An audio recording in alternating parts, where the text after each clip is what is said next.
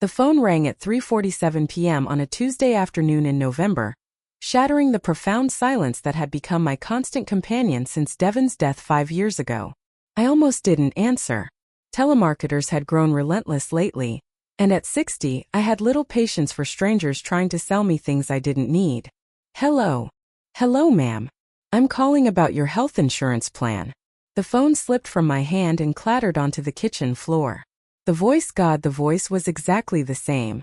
Sweet, with that slight musical quality that had always reminded me of wind chimes in a gentle breeze. The same voice that used to call Mom from the front hallway when she came home from school. The same voice that had argued with me about curfews, homework, and whether she was old enough to wear makeup to the school dance. The same voice that had been silenced forever on October 14, 2003, on a lonely stretch of Canadian highway. Ma'am? Are you still there? The voice asked. My legs gave way, and I sank into the kitchen chair where I'd been sitting when Jalen Reed had called me 22 years earlier to tell me that my 16-year-old daughter, Leah, was dead.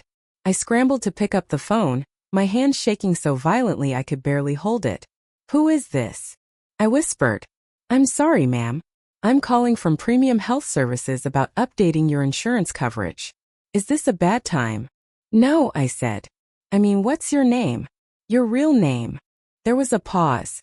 My name is Molly Reed. Ma'am, are you feeling all right? You sound upset. Reed. The same last name as Jalen Reed, my former neighbor, my closest friend, the woman who had taken my daughter on that fatal trip to Canada. The woman who had called me sobbing and incoherent, telling me there'd been a terrible accident, that Leah hadn't survived, that she was so sorry, so very sorry. When were you born? I asked, my voice barely audible. Excuse me. When is your birthday? Another pause. Ma'am, I'm not sure why you're asking personal questions, but March 18, 1987. Why? The kitchen tilted around me. March 18, 1987. The exact date Leah was born. The date I'd celebrated every year for 16 years, and then mourned every year for 22 since. Where are you calling from? I asked. A call center in Toronto, Canada. Ma'am, you're making me uncomfortable. I'm just trying to discuss health insurance options. Molly, I said, testing the name on my tongue. Molly Reed. Yes, that's right. I think maybe I should transfer you to my supervisor. No, I said, sharper than I intended. Molly, I need to ask you something important. Do you know anything about your family? Your parents? My mother passed away 3 years ago. Why are you asking me this? Your mother's name was Jalen Reed. The silence on the other end stretched for nearly 30 seconds. How do you know my mother's name? I closed my eyes and saw Leah at 16, long limbs, bright eyes, infinite possibilities stretching ahead of her. I saw her the last morning I'd seen her alive, standing in our kitchen in Cleveland, wearing her favorite jeans and the sweater I'd bought her for her birthday, arguing with me about whether she really needed to pack a jacket. It's October, Mom. It's not that cold yet. And I'd insisted she take the green wool jacket that still hung in her closet upstairs, untouched for 22 years. Molly, I said softly, I think I need to see you in person. Ma'am, I don't understand what's happening. You're asking me very personal questions and I don't even know who you are. My name is Carol Winters. I live in Cleveland, Ohio. And I think my voice broke. I think you might be my daughter. The words hung between us, carried across hundreds of miles of phone lines and 22 years of grief and loss, and the kind of hope I'd trained myself never to feel again. That's impossible, Molly said quietly. My mother told me my birth parents died when I was very young. She adopted me when I was just a baby. What if she lied to you? My mother wouldn't lie about something like that, she said, but there was uncertainty now. The first crack in the story she'd been told about who she was. Molly, I had a daughter named Leah. She was born March 18, 1987. She died in a car accident in Canada in 2003. She was 16. She was traveling with a woman named Jalen Reed. That's my mother's name, Molly said. But she never mentioned knowing anyone from Cleveland, or any car accident. What did she tell you about how she got you? She said my birth parents were killed in an accident, and that she adopted me through a private agency. She said it was better if I didn't know the details. That it would be too painful. Something broke open in my chest. 22 years of carefully constructed grief and acceptance collapsed like a dam giving way. Molly, I need to see you. I need to know for certain. I don't understand what you think you're going to find. I'm going to find my daughter. Carol, she said. I think you're confused. I'm 38 years old. I've been Molly Reed my entire life. I have birth certificates, adoption papers, school records, and I have a grave in Riverside Cemetery where I've been visiting my daughter for 22 years. The words tasted bitter. But what if that grave is empty? I whispered. What if the woman I trusted to protect my child decided to keep her instead? The silence on Molly's end was deafening. Where in Toronto are you? I asked. I can't tell you that. Please. Just the general area. I'm not giving you my location. I'm going to drive there. Carol, this is crazy. You can't drive to Canada based on a phone call. I can. And I will. If I'm wrong, I continued. If you're not my Leah, I'll apologize and I'll never contact you again. But if I'm right, then everything I believe about myself is a lie, she finished quietly. Some mothers spend decades wondering what happened to children taken from them by tragedy or circumstance. I was about to find out whether I'd spent 22 years mourning a daughter who was actually alive, stolen from me by the woman I trusted most in the world. Tomorrow, I would drive to Canada to find out if the voice on the other end of the phone belonged to the child I'd been grieving since she was 16. I hung up and sat at my kitchen table, staring at the wall where Leah's high school graduation photo should have been. Instead, there was only a faded rectangle, the outline left behind after I'd taken the pictures down years ago because looking at them hurt too much. The drive to Toronto would take 8 hours, but I needed time to prepare for what might be the most important conversation of my life, or the most devastating disappointment. I called my supervisor at the clinic where I worked part-time and told her I had a family emergency and needed to travel immediately. Jennifer didn't ask questions. After 5 years of working together, she knew better, especially when it came to anything involving the daughter whose death had shaped every part of who I'd become. Take all the time you need, Carol, she said. Drive safely. That evening, I pulled the box from the back of my closet. Inside was everything I'd saved from Leah's 16 years of life. School photos, report cards, movie ticket stubs, the necklace she'd been wearing the last time I saw her alive, and the police reports from the accident. I'd read them hundreds of times over the years, torturing myself with details about the crash that had taken my daughter's life on a rainy October evening in 2003. The report stated that Jalen Reed had been driving southbound on Highway 17 near Thunder Bay when she lost control of her vehicle due to wet road conditions. The car rolled 3 times before coming to rest against a stand of pine trees. Jalen survived with a broken collarbone and a concussion. Leah was pronounced dead at the scene from traumatic head injuries. Or so I'd been told. I had never questioned the reports because I trusted Jalen completely. She had been my closest friend for 8 years, my neighbor, the woman who had helped me through Devin's long illness and recovery from his first cancer diagnosis. When she offered to take Leah on a weekend trip to see the fall colors in Ontario, I'd been grateful. My daughter needed a distraction from the constant stress of her father's health problems. I'd hesitated about letting Leah travel so far with someone who wasn't family. But Jalen had been so enthusiastic about the idea, so excited to spend time with the teenager she'd always treated like the daughter she'd never been able to have. Leah needs this, Carol, Jalen had insisted. She's been so worried about Devin, and 16-year-olds shouldn't have to carry that kind of stress. Let me take her somewhere beautiful where she can just be a kid for a few days. Now I wondered if that trip had been planned with entirely different intentions. I drove through the night, stopping only for gas and coffee, arriving in Toronto at dawn with no clear plan beyond finding Molly Reed and learning whether she was the daughter I had buried in an empty casket 22 years ago. The call center where Molly worked was housed in a glass office building downtown. I waited in the parking lot until 8 a.m., when employees began arriving for the morning shift, scanning faces for any resemblance to the 16-year-old girl I'd memorized through years of staring at photographs. At 8:47 a.m. I saw her. She was walking toward the building, carrying a coffee, wearing a navy blue coat that brought out the color of her eyes that were exactly the same shade of green as Leah's had been. Her hair was darker now, shoulder length instead of the long blonde she'd worn as a teenager. But the bone structure of her face, the way she moved, the tilt of her head when she paused to check her phone, everything was achingly familiar. I followed her into the lobby, my heart pounding so hard I was afraid I might collapse before I could reach her. "Molly." She turned around and the breath left my body entirely. This wasn't resemblance or wishful thinking. This was Leah, 22 years older, but unmistakably my daughter, standing 3 feet away from me in the lobby of a Toronto office building. "You're Carol," she said quietly. "I wasn't sure you'd actually come." I had to. I've been thinking about our phone conversation all night.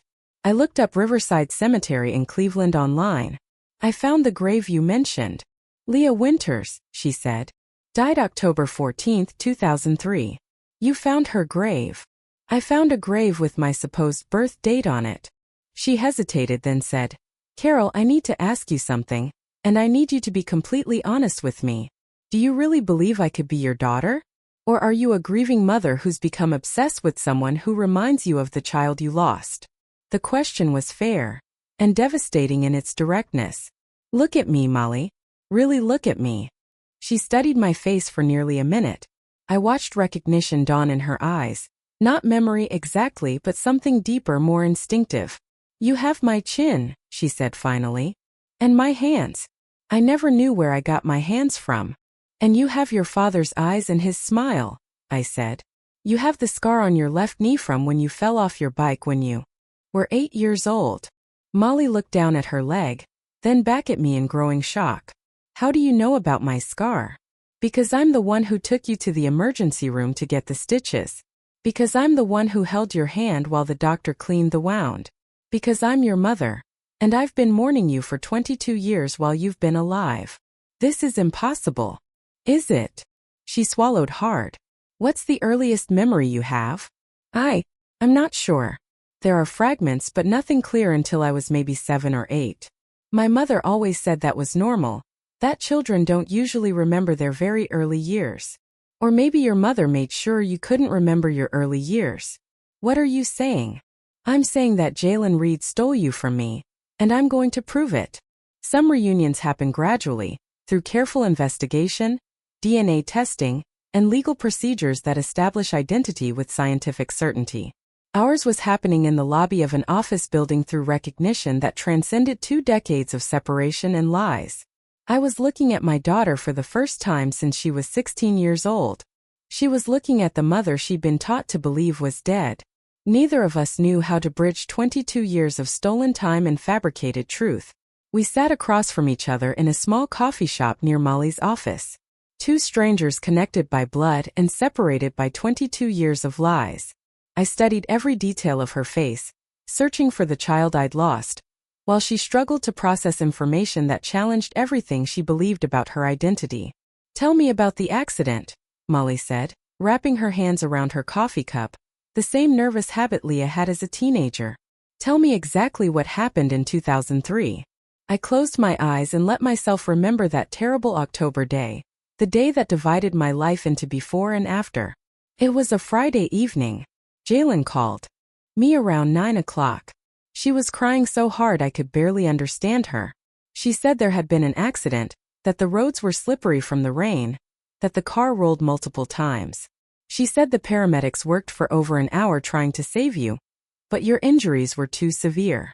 I could still hear Jalen's voice in my memory, broken, sobbing, apologizing over and over, saying it was all her fault. "What happened after she called you?" Molly asked. "Your father and I drove through the night to Thunder Bay. Devin was still weak from his cancer treatments, but nothing could have stopped him from coming. When we arrived at the hospital, Jalen was there with her arm in a sling and bandages on her forehead. I remembered how she collapsed into my arms, sobbing about losing the girl she loved like her own daughter. How grateful I'd been that she survived when my Leah hadn't. She told us the Canadian authorities were handling everything, that because of the severity of your injuries, they recommended immediate cremation instead of transporting your body back to Cleveland." "Cremation?" Molly whispered. "She said it would be easier for all of us, less traumatic than seeing you in that condition. She arranged everything. Had the ashes shipped back in a sealed urn."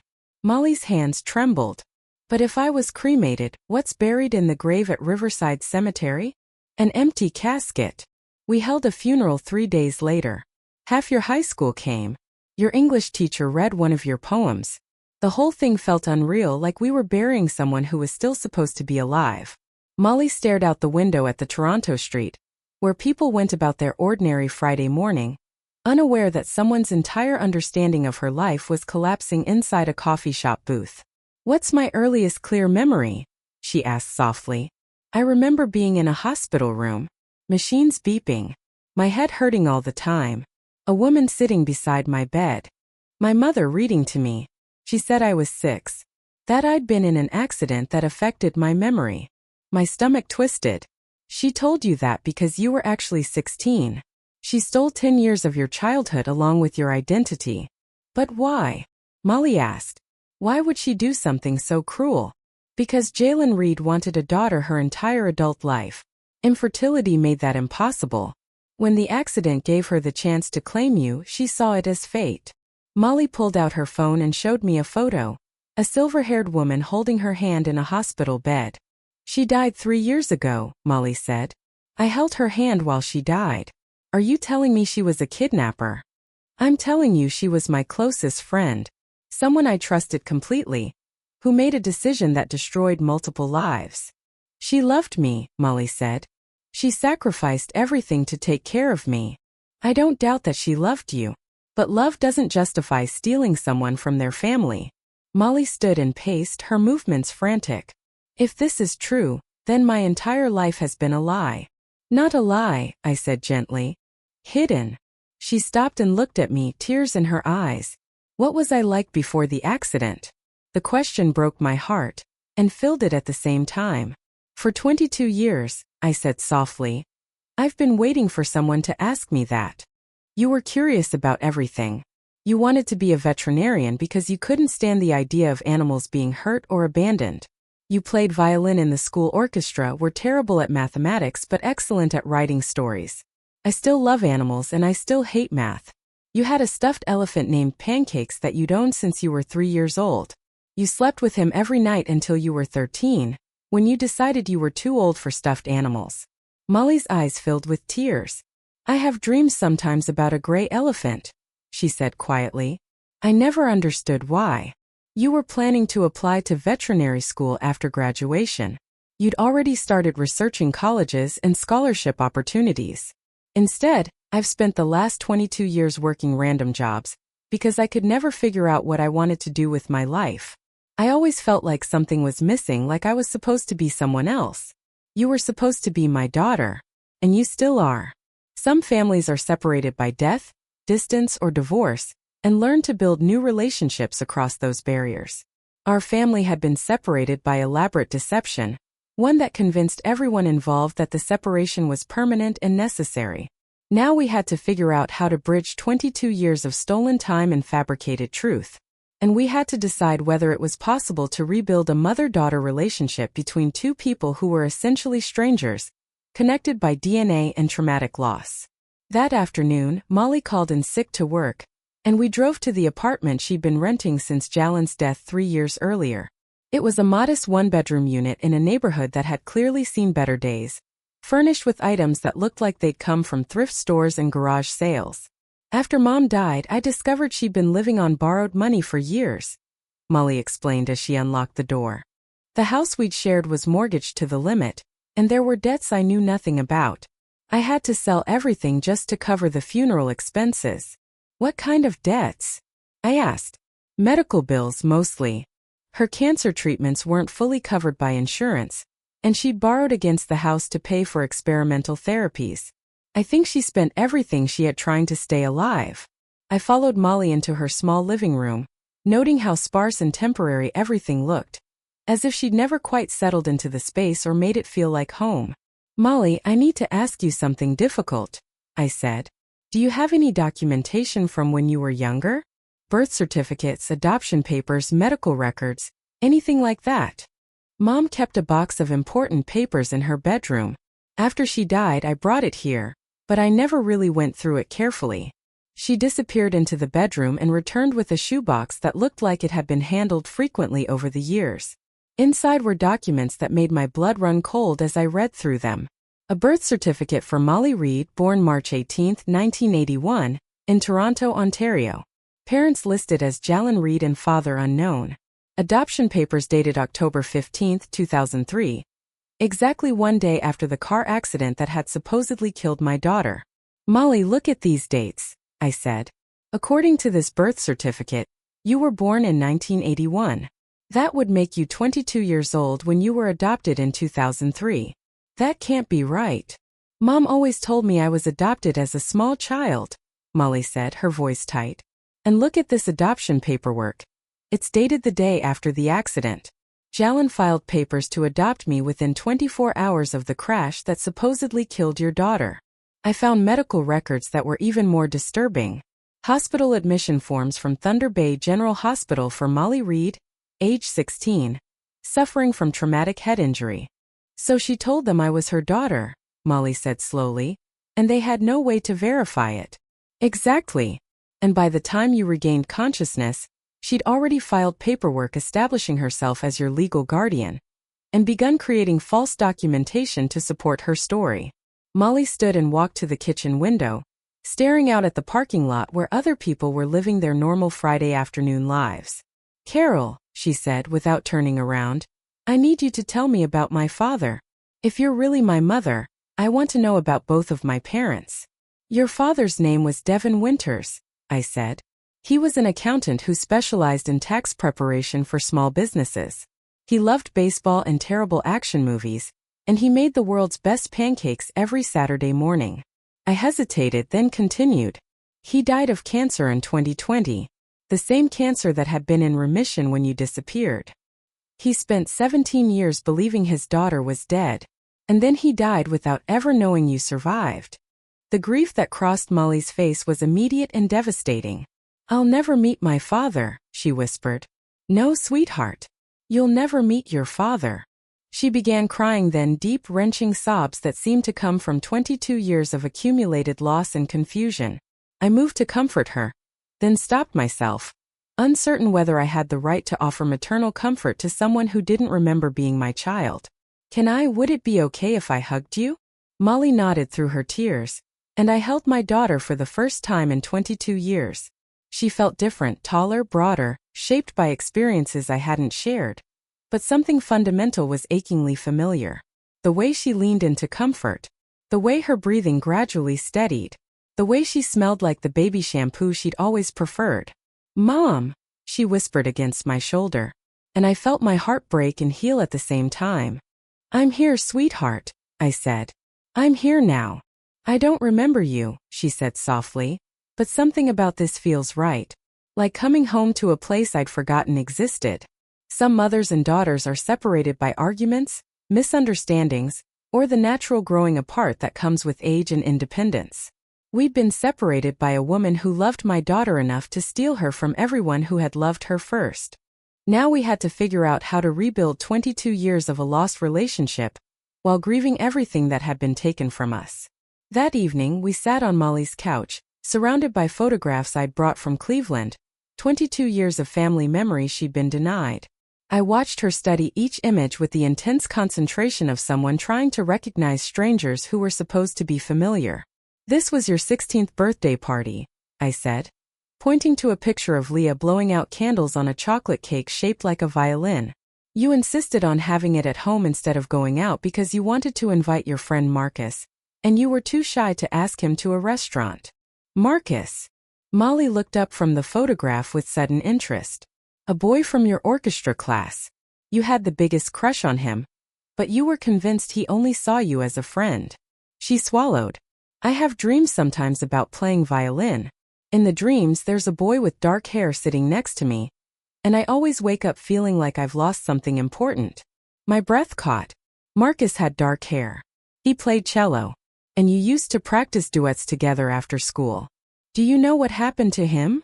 She asked quietly. He became a music teacher in Cleveland. He still plays with the community symphony. He spoke at your funeral, Molly. He talked about how much he admired your dedication and your talent. She set the photograph down and covered her face with her hands. People grieved for me. They thought I was dead, and they were sad about losing me. Your best friend Sarah cried for weeks. Your violin teacher established a scholarship in your memory. Half the school wore purple ribbons for a month because it was your favorite color. It still is my favorite color, she whispered. I showed her more photographs. Christmas mornings, family vacations, ordinary moments that had seemed insignificant when they were happening, but had become precious after loss. In every picture, Leah looked happy and loved and completely secure in her place in our family. You look so young in these photos, Molly said, studying a picture of me braiding Leah's hair before a school concert. I was 43 when you disappeared. Losing you aged me in ways I didn't think were possible. She hesitated. What was I like as a daughter before the accident? What was our relationship like? I considered how to answer honestly without romanticizing our normal mother-teenage daughter dynamics. You were strong-willed and sometimes difficult in the way that smart 16-year-olds are difficult. You questioned everything, argued about curfews, and had very definite opinions about music, movies, and social justice issues. I still have strong opinions about social justice, she said faintly. You also helped me take care of your father during his cancer treatments. You'd sit with him during chemotherapy sessions and read him stories or play board games to distract him from feeling sick. Tell me more about Dad. What would he have thought about finding out I was alive? I pulled out my phone and showed her the last video I had of Devin, taken during his final hospital stay, when he'd been talking about memories of Leah. He would have been overjoyed and furious at the same time. Overjoyed to discover you were alive. Furious that we'd lost 17 years with you. Years we could never get back. In the video, Devin looked frail and exhausted, but his eyes lit up as he talked about teaching Leah to drive, about her terrible attempts at cooking dinner when I worked late shifts, about how proud he'd been when she was selected for the regional youth orchestra. He loved you completely, Molly, I said, and he died believing he'd failed to protect his daughter. She pressed her lips together. How did you survive losing both of us? Barely. Some days I didn't want to survive. The only thing that kept me going was believing that you and your dad would have wanted me to keep living, to find some purpose in a world that suddenly felt empty. What kind of purpose? I became a pediatric nurse. I specialized in working with children who'd been in accidents or who were facing serious illnesses. Every child I helped felt like a way of honoring your memory. Molly went to the kitchen and returned with tea, settling back onto the couch with movements that reminded me powerfully of how Leah used to curl up in our living room chairs. Carol, Mom, I need to ask you something that might be painful. Anything. Do you want me to move back to Cleveland? Do you want me to try to become the daughter you lost? Or do you want to get to know the person I've become over the past 22 years? The question was more complex than she probably realized. I wanted both things desperately, to recover my 16-year-old daughter, and to build a relationship with the 38-year-old woman she'd become. I want to know who you are now, Molly. I want to understand how you've grown, what you've learned, what brings you joy. But I also want to share memories of who you were before, because those years were precious to me. And what about living arrangements? I don't have strong ties here in Toronto. Jalen was my only real connection to this city, and she's gone now. I'd love for you to come home to Cleveland, I said gently, but only if that's what you want, not because you feel obligated to rebuild something that was taken from us. She stared at her hands.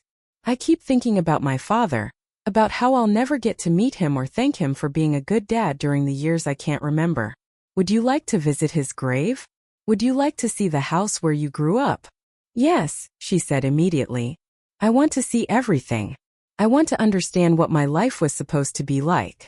That night, Molly slept on the couch while I took her bed, both of us too emotional and overwhelmed to sleep well.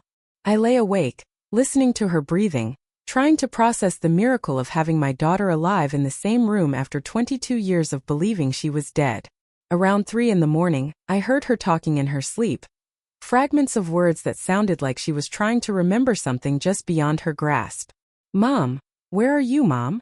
I went to the living room and found her caught in what looked like a nightmare, tossing restlessly and calling out for someone she couldn't quite reach. Molly, I'm here. You're safe. She woke up confused and disoriented, looking around her small apartment as if she couldn't remember where she was. I was dreaming about a house with yellow walls and music playing somewhere. Someone was calling my name, but I couldn't find them. Your bedroom had yellow walls, I said softly. And there was always music in our house because you practiced violin every afternoon. Are the walls still yellow? Yes, sweetheart. Everything is exactly the way you left it. Some mothers preserve their children's bedrooms as shrines to lost childhoods. I preserved Leah's bedroom as a prayer, that somehow someday she might come home to finish growing up in the room where she'd learned to dream about her future. The next day, we drove back to Cleveland so Molly could see the life that had been stolen from her, and so I could finally bring my daughter home. The drive from Toronto to Cleveland took 9 hours. Molly asked hundreds of questions about family traditions, neighborhood memories, and the ordinary details of a life she'd been forced to forget. I found myself talking more than I had in years, sharing stories I'd kept locked away because there had been no one left to remember them with me. Tell me about the house, Molly said as we crossed the border into Ohio. What did I love about living there? You had a secret hiding place in the basement where you kept a journal and letters from friends. You loved sitting by the big living room window when it rained because you could watch the whole street. And you claimed the kitchen was haunted because the refrigerator made noises at night. Did I have pets? A golden retriever named Biscuit. He died when you were 14. You were heartbroken for months and insisted we bury him in the backyard under your favorite apple tree. Is the tree still there? Yes, I said. And so is Biscuit's grave marker. Your father and I could never bring ourselves to remove it. As we drove through the familiar neighborhoods of Cleveland, I watched Molly study everything with intense concentration, searching for recognition that might never come. It feels familiar in a way I can't explain, she said as we turned onto Maple Street. Not like memory exactly. More like déjà vu. That's our house, I said, pulling into the driveway of the blue Colonial where Devin and I had raised our daughter for 16 years. Molly sat motionless in the passenger seat, staring at the front porch where Leah used to practice violin on summer evenings, at the bedroom window she'd snuck out of twice during her rebellious phase, at the mailbox where she'd waited for college brochures that never arrived. I know this place, she whispered. I can't remember it exactly, but something deep inside me recognizes it. I led her through the front door and into the living room, where family photos covered nearly every surface, pictures I hadn't been able to look at for years, but had never been able to put away. Oh my God, Molly said, stopping short in front of the mantelpiece. Dozens of photos stared back at her. Leah at every age from infancy to 16. That's me. That's really me. She picked up a photo from her 15th birthday, studying her younger face with wonder and grief intertwined. I look so happy, she said softly. So sure of myself. Like I belonged somewhere. You were, I told her. You felt secure. Loved. Confident about your future. She swallowed. What did I want to be when I grew up? A veterinarian, I said. You wanted to specialize in injured wildlife. You talked about opening a clinic that would treat pets for free if their owners couldn't afford care. Her eyes filled. I still love animals. In Toronto, I volunteer at a shelter on weekends. I showed her through the house slowly, pointing out details that might unlock something buried. The height marks on her bedroom doorframe, penciled in every birthday. The chip in the bathroom mirror from when she'd knocked it with her hairbrush. The burn mark on the kitchen counter from the morning she tried to surprise me with breakfast in bed and forgotten the toaster. Can I see my room? She asked. I had been both dreading and anticipating that moment for 22 years. Leah's bedroom was exactly as she'd left it. Clothes folded in the dresser. Books lined neatly on the shelves. Her violin case rested on the desk chair where she'd set it down for the last time. Molly stood in the doorway for a full minute before stepping inside. Emotions flickered across her face, wonder, sorrow, longing, as she absorbed the space that had been hers for the first 16 years of her life. The yellow walls, she said finally. I remember dreaming about yellow walls. She walked to the desk, where homework assignments from October 2003 still lay stacked neatly, untouched for decades. This is my handwriting, she said, lifting an essay. I don't remember writing it clearly, but the words feel familiar. It was an essay about Jane Eyre, I told her. Your English teacher said it was the best one you'd ever written. You were so excited to get her comments. She opened the closet and pulled out clothes that would have fit her teenage body, now obviously too small, but still carrying the faint scent of the perfume she used to love. I had good taste, she said with a small, fragile smile, holding up a green sweater. And apparently I've always liked this color. She sat on the bed and picked up the stuffed elephant that had once gone everywhere with her. Pancakes? I asked. Her breath caught. I remember something. The texture of his fur. Maybe the way he smelled. Like fabric softener. I sat beside her on the bed where I'd read stories every night until she decided she was too old for bedtime rituals. Molly, I said quietly, I need to tell you about the funeral. About what it was like for everyone who loved you to believe. You were gone. She hesitated. I'm not sure I'm ready to hear that. You need to understand what Jilin's decision cost. Not just us but the entire community. You need to know how many lives were damaged by her choice to take you instead of telling the truth about the accident. So I told her. About the hundreds of people who attended her funeral. About the scholarship fund her school created in her name. About how her father never truly recovered from the guilt of believing he'd failed to protect his daughter. Your disappearance didn't just affect me and Dad, I said. It affected your teachers, your friends, your orchestra director, your best friend's family. Everyone felt responsible in some way. Her eyes widened. Sarah. You mentioned my best friend, Sarah Peterson. Yes. She lives 10 minutes away now, I said. She's married. 3 kids. She still visits your grave every year on the anniversary. Molly's voice trembled. Does she know I'm alive? Not yet. I wanted to talk to you first, about how we handle telling people. What do you mean? Your reappearance will be news. A girl declared dead 22 years ago, discovered alive and stolen by a family friend. People will want that story. She looked unsettled. I hadn't thought about publicity. We need to decide whether we control the narrative ourselves, or try to keep things private while we rebuild. She didn't hesitate. We focus on each other first. Everything else can wait. That evening, I cooked dinner in the kitchen where Leah and I had made hundreds of meals together. Molly wandered the house, reacquainting herself with rooms that held fragments of memories she couldn't quite reach. Mom, she called from the living room, the word still miraculous every time she said it. Can you come here? I found her seated at the piano. Her fingers hovered uncertainly, then pressed down. I remember this song, she said, picking out the melody of a piece she'd been learning before that. She never made me feel like a burden, even when I couldn't remember how to read or write properly. What was she like as a person? Gentle and patient, but also secretive about our past. Whenever I asked about my early childhood or my biological parents, she'd change the subject or give vague answers about traumatic memories being better left alone. Did she ever seem guilty or conflicted about keeping you? Sometimes I'd catch her watching me with this sad expression, like she was remembering something painful. She cried sometimes when she thought I wasn't looking, and she always became emotional around the anniversary of our accident. I felt a complicated mix of anger and sympathy for Jalin Reed. She had destroyed our family through her selfish actions, but she had also provided my daughter with love and care during the years when I believed Leah was dead. Molly, what was your life like after Jalin died? How have you been supporting yourself? It's been difficult. I discovered that everything I thought I knew about our financial situation was wrong. The house, the cars, even some of the furniture, were all purchased with borrowed money. After the funeral expenses and debt payments, I was left with almost nothing.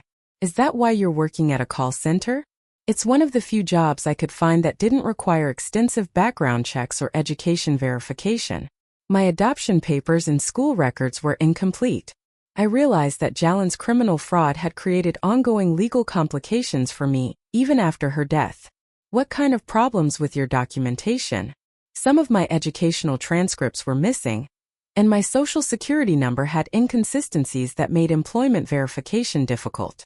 I always assumed it was bureaucratic confusion, but now I understand it was probably related to forged identity documents. Molly will need to work with lawyers to establish your real legal identity and sort out the documentation issues. What happens to the name Molly Reed? I've been answering to that name for 22 years. Feels like part of who I am now. You can use whatever name feels right to you. Legally, you're Leah Winters, but emotionally you might want to honor both identities. That afternoon, I called Sarah Peterson and asked her to come over for an important conversation. When she arrived at our house, I met her at the front door and tried to prepare her for news that would challenge everything she believed for over 2 decades. Carol, you sounded strange on the phone. Is everything all right? Sarah, I need you to sit down. What I'm about to tell you is going to be shocking and difficult to believe. I led her into the living room, where Molly was waiting nervously, unsure how to handle reunions with people who had mourned her supposed death. Sarah looked at Molly for several seconds before recognition dawned in her eyes. Oh my God. Leah. Hello, Sarah. Sarah began crying immediately, covering her mouth with both hands as she processed the impossibility of seeing her best friend alive after 22 years of believing she was dead. How is this possible? We buried you. I spoke at your funeral. For the next 2 hours we explained everything. The accident, Jalen's deception, the forged documents, the 22 years of stolen time. Sarah listened with growing horror and amazement. Jalen Reed stole you. The woman who comforted us at your funeral. Who helped carry your casket. Who established the memorial scholarship in your name. The same woman, I confirmed. She grieved publicly while privately raising the daughter she had taken from us. Leah, Molly. Do you remember anything about our friendship? About the plans we made for college and traveling together? I have fragments. Dreams about a girl with red hair who laughed a lot and shared secrets with me. But nothing clear enough to call a real memory. Sarah showed Molly photos on her phone. Pictures of her own children, her wedding, milestones that had happened during the decades when she believed her best friend was dead. I named my middle daughter Leah in your honor. I've told her stories about the friend I lost in high school. The one who would have been the best aunt in the world. You can still tell her those stories. And now you can tell her that her namesake came home. That evening, Molly and I sat on the front porch where she practiced violin as a teenager, watching neighbors walk their dogs and children play in yards that had remained largely unchanged since 2003. Mom, I've made a decision about moving back to Cleveland. What have you decided?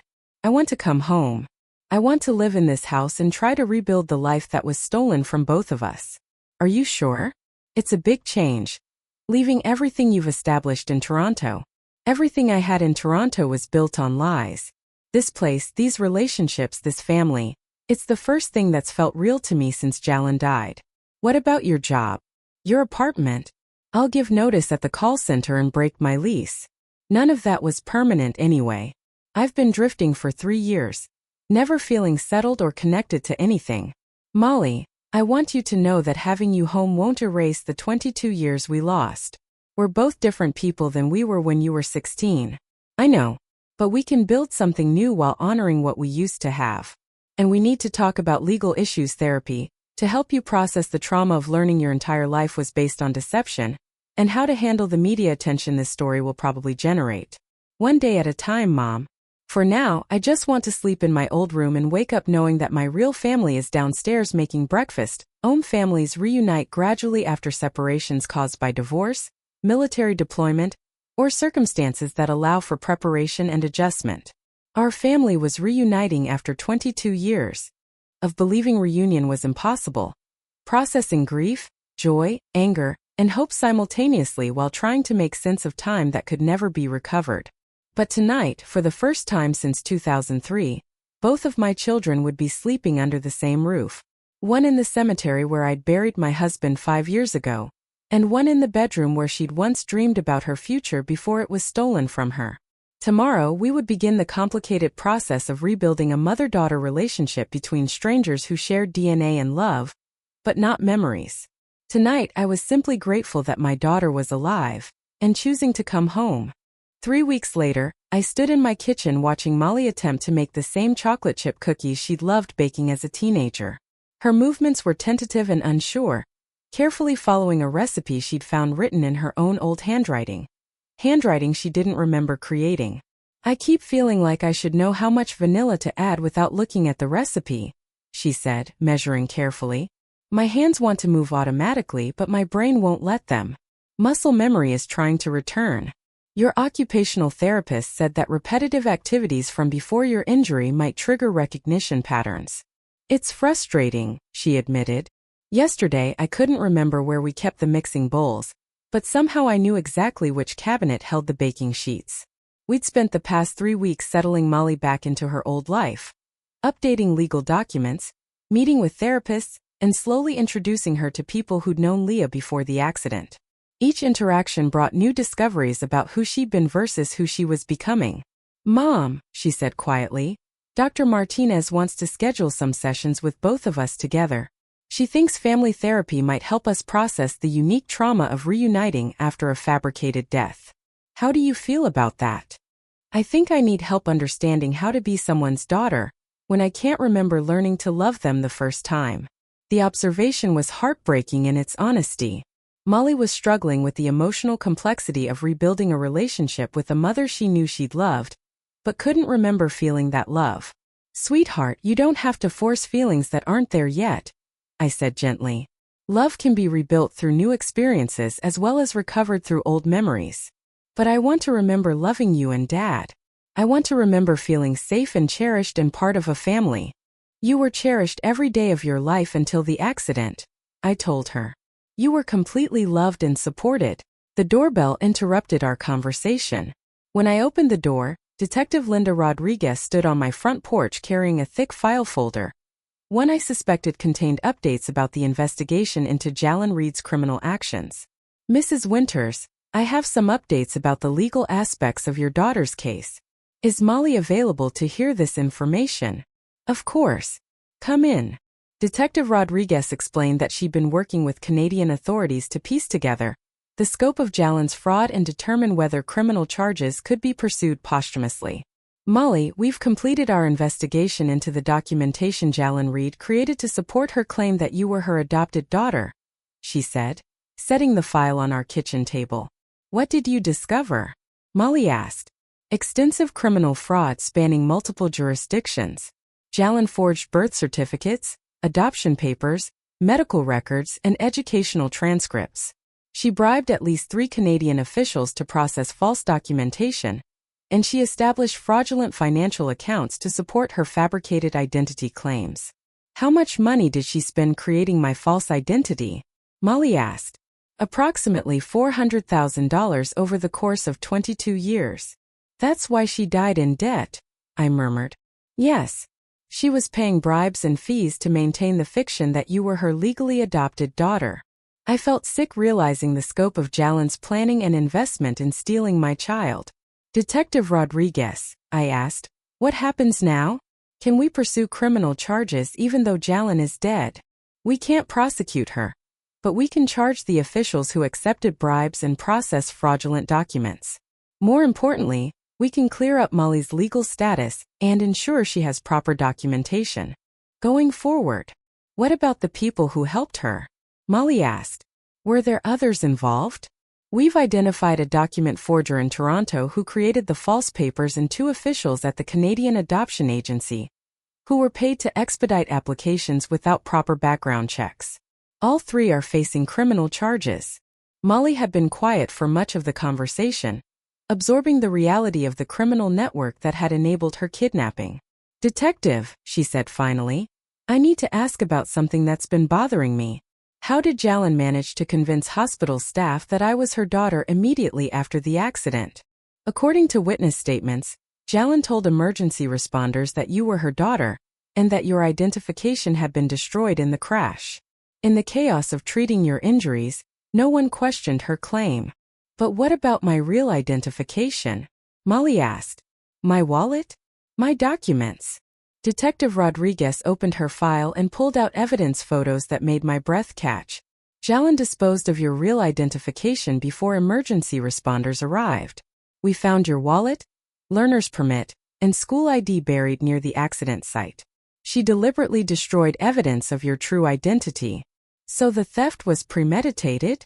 I asked. "Not initially. Our investigation suggests Jalen made the decision opportunistically after realizing that your amnesia and the destroyed vehicle gave her the chance to claim you as her own child." "How long did she have to make that decision?" "Approximately 15 minutes between the accident and the arrival of paramedics." Molly stood and walked to the kitchen window, staring out at the backyard where her father's roses were beginning to bloom. 15 minutes, she said quietly. My entire life changed because she had 15 minutes to decide she wanted to keep me more than she wanted to tell the truth. "Molly," I said, "her decision. was criminal and selfish. But it doesn't diminish the fact that she loved you, in her own twisted way. I know she loved me, Molly replied. That's what makes this so complicated. For 22 years she was the only mother I knew. She genuinely cared for me, even while committing ongoing fraud to keep me. Detective Rodriguez gathered her files but paused at the door. There's one more thing you should know about Jalen Reed's background, she said. She attempted to adopt children through legitimate channels multiple times over the past 30 years. Her applications were always denied. Why? I asked.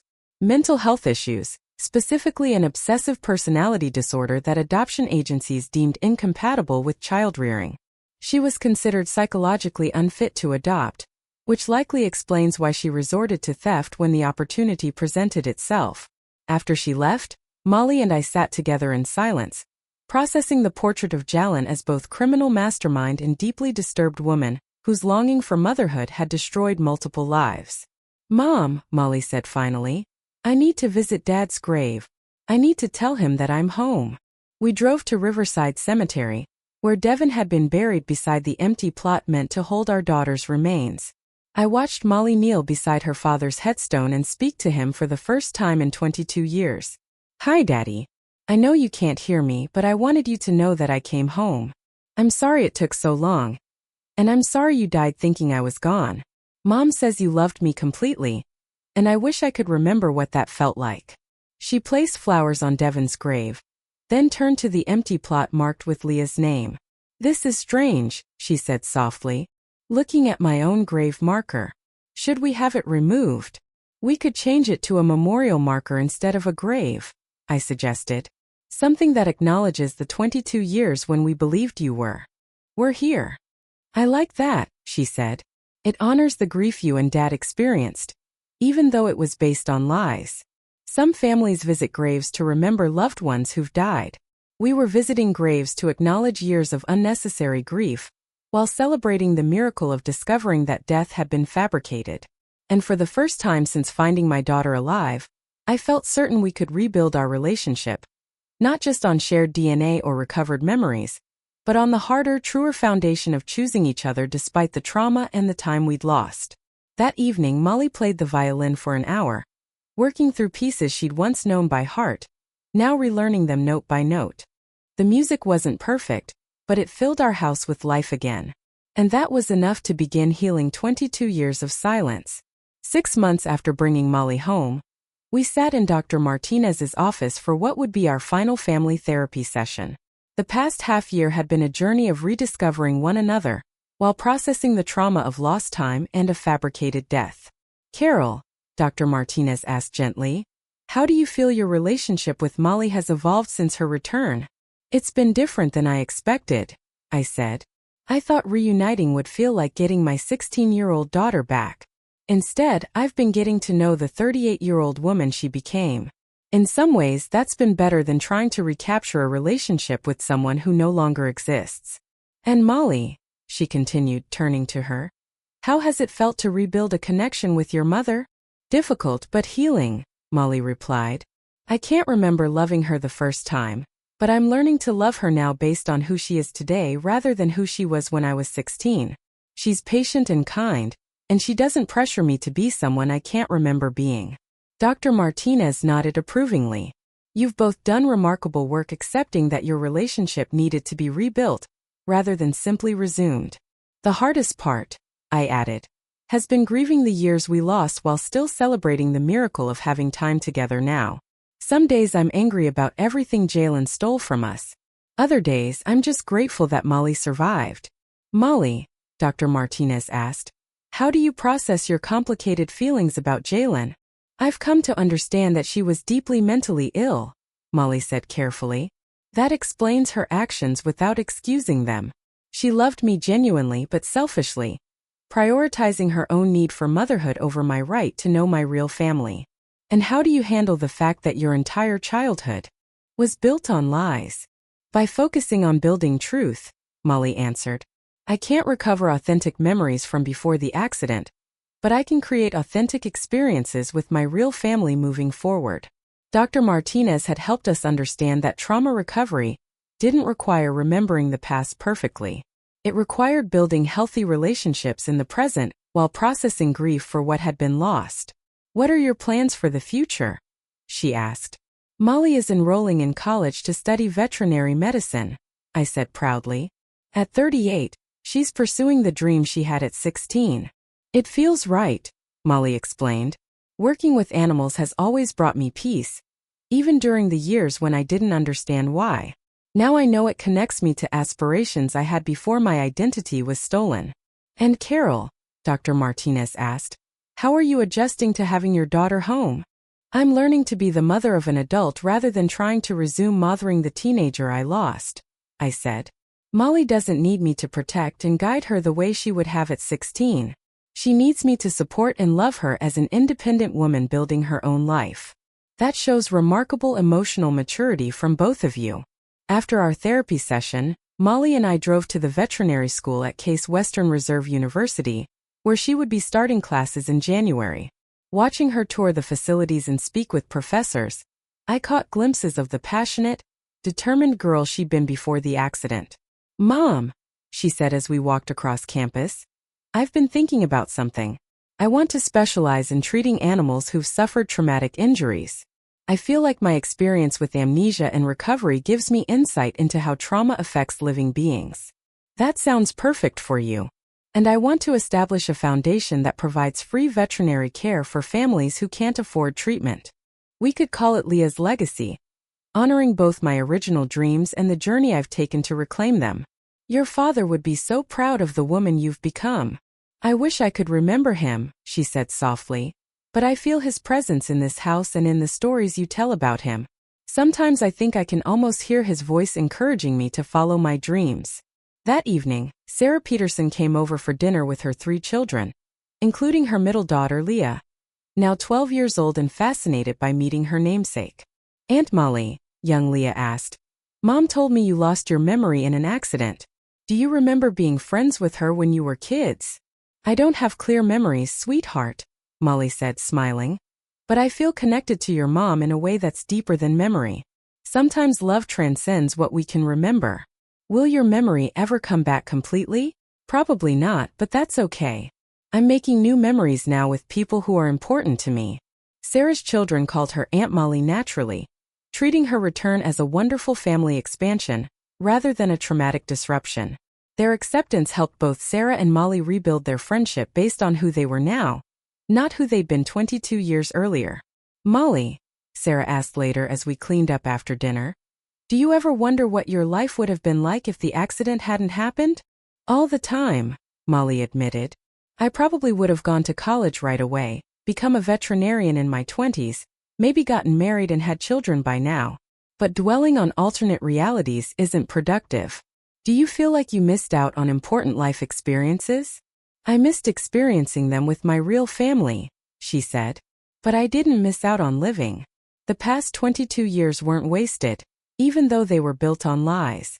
I learned things and grew in ways that might not have happened if my life, not to replace him, but to honor the connection I apparently had with animals even as a child. I think that's a wonderful idea." "Mom, can I ask you something personal?" "Anything. Do you ever wonder if you would have been happier if you'd somehow moved on from grieving for me? If you'd remarried or built a different life instead of keeping my room unchanged for 22 years? The question was profound and painful in its thoughtfulness.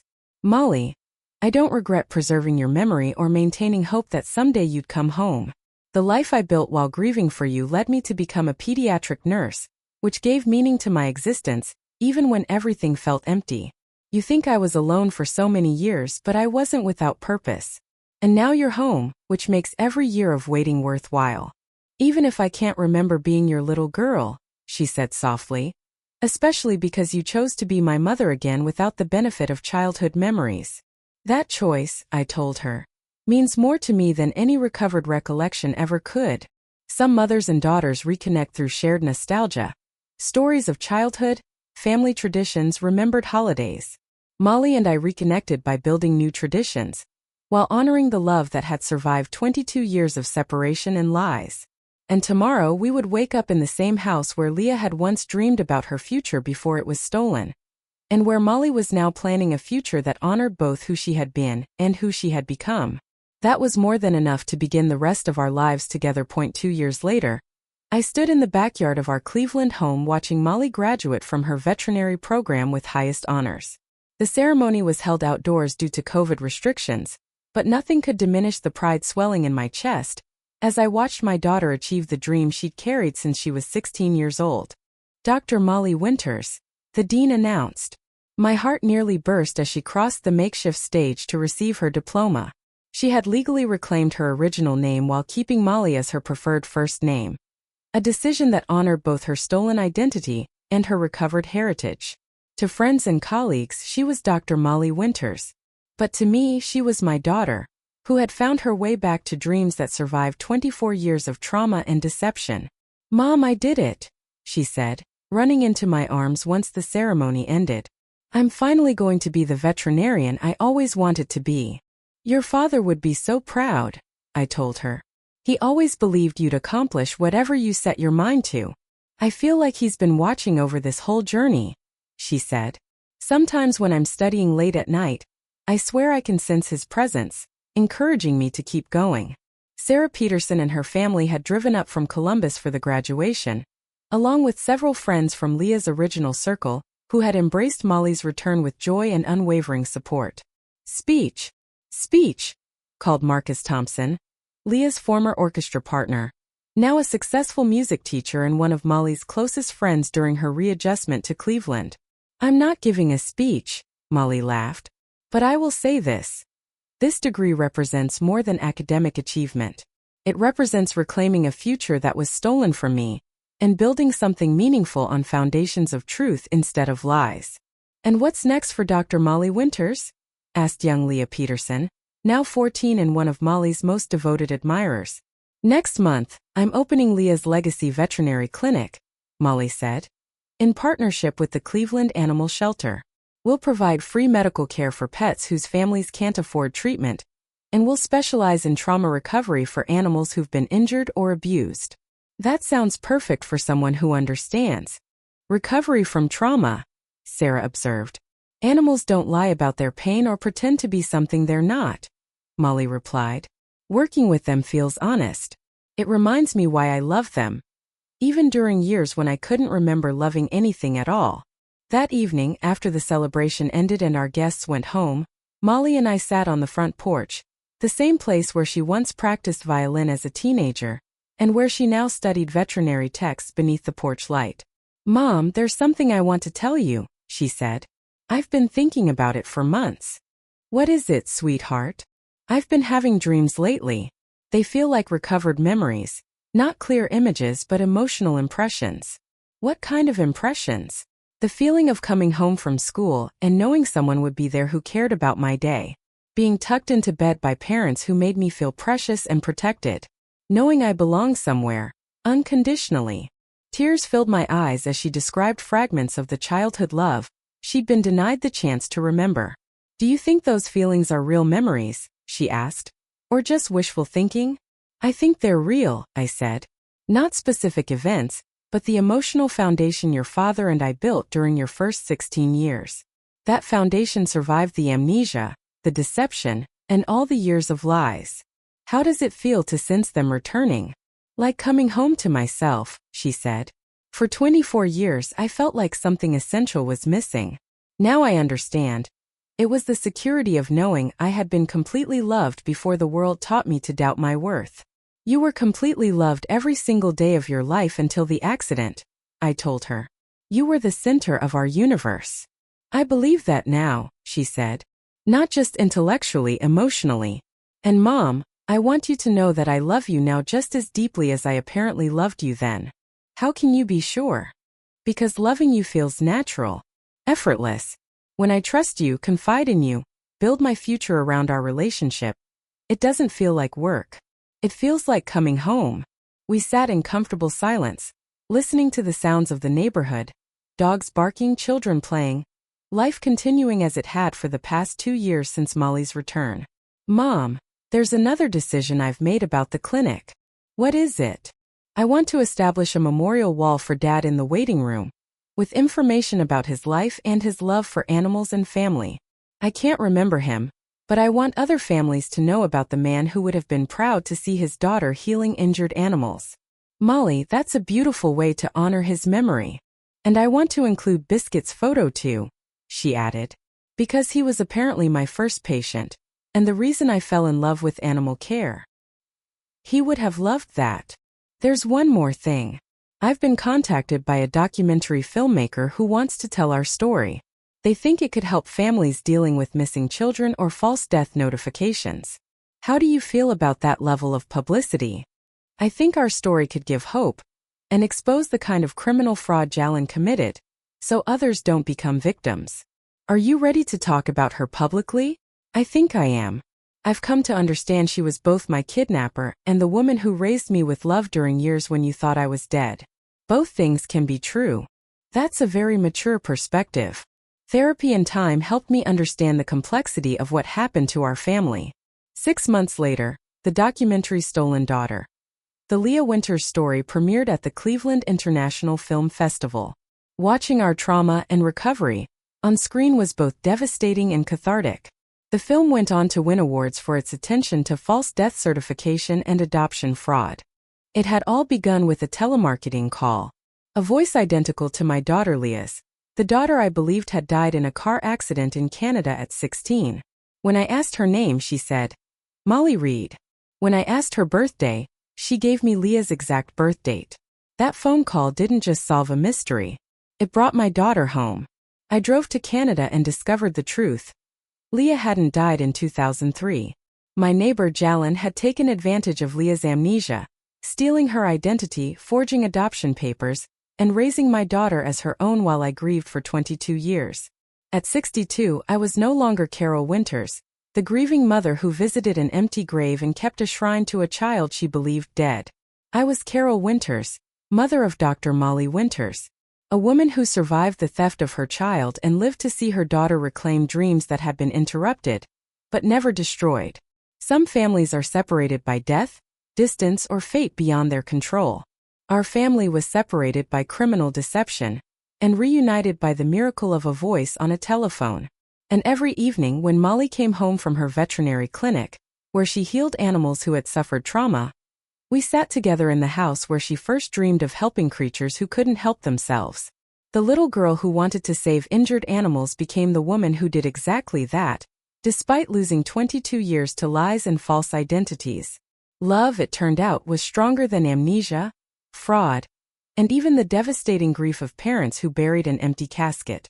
And some daughters don't find their way home through recovered memories, but through voices that carry the truth of who they've always been, calling across decades to the mothers who never stopped listening. The end.